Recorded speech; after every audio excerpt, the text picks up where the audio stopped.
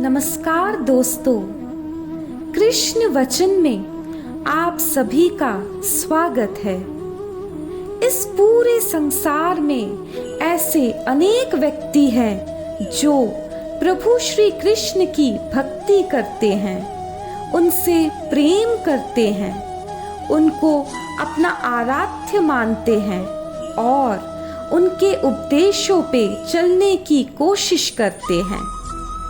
कभी न कभी हम सबके मन में यह प्रश्न जरूर आता होगा कि जिस प्रभु को हम अपना आराध्य मानकर पूजा करते हैं, उन्हें कैसे प्राप्त करें।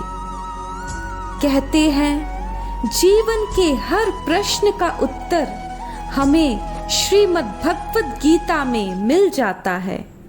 तो आइए आज हम यह जानते हैं कि महाभारत युद्ध के दौरान श्री कृष्ण ने अर्जुन को उनको प्राप्त करने का क्या उपाय बताया।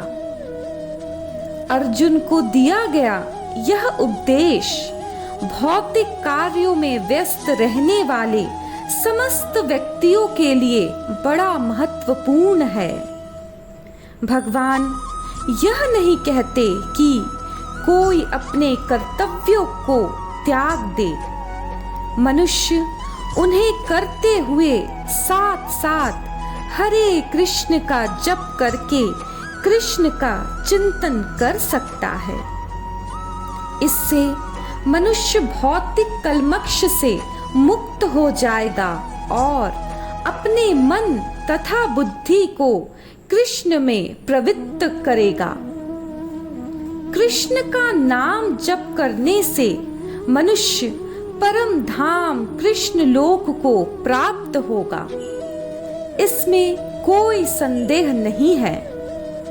मनुष्य अगर सदैव श्री कृष्ण का चिंतन करके साथ ही साथ अपने कर्तव्यों को भी पूरा करे और अपने कर्मों को उनको समर्पित करे तथा अपने मन एवं बुद्धि को उनमें स्थिर करे, तो निश्चित रूप से उन्हें प्राप्त कर सकेंगे।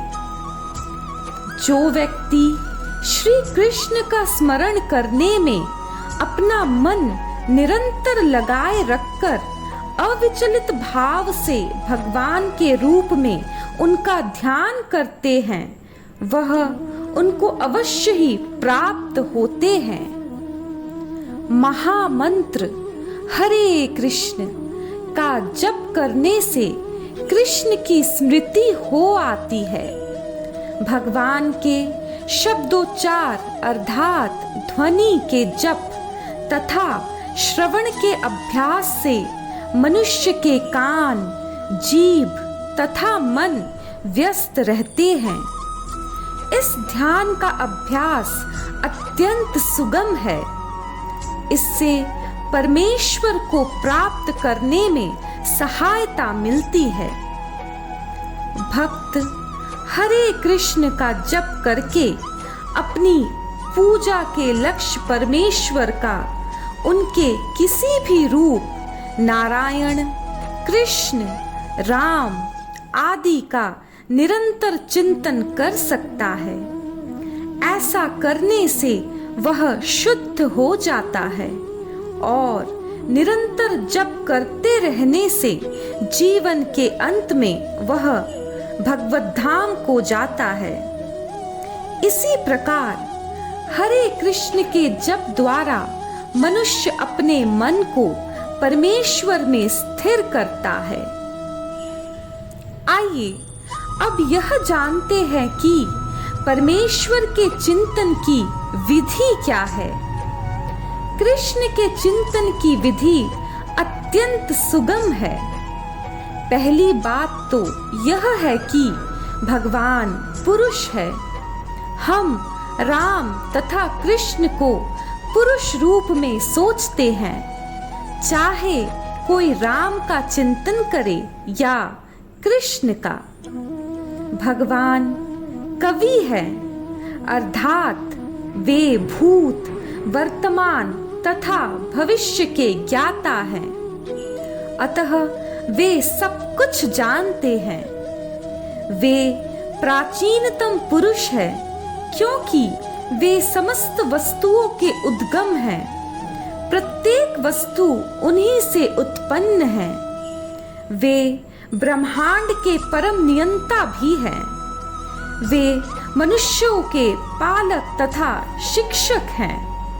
अतः मनुष्य को चाहिए कि परम पुरुष का ध्यान सर्वज्ञ, पुरातन, नियंता, प्रत्येक का पालन करता, समस्त भौतिक बुद्धि से परे, अचिंत्य तथा नित्य पुरुष के रूप में करे।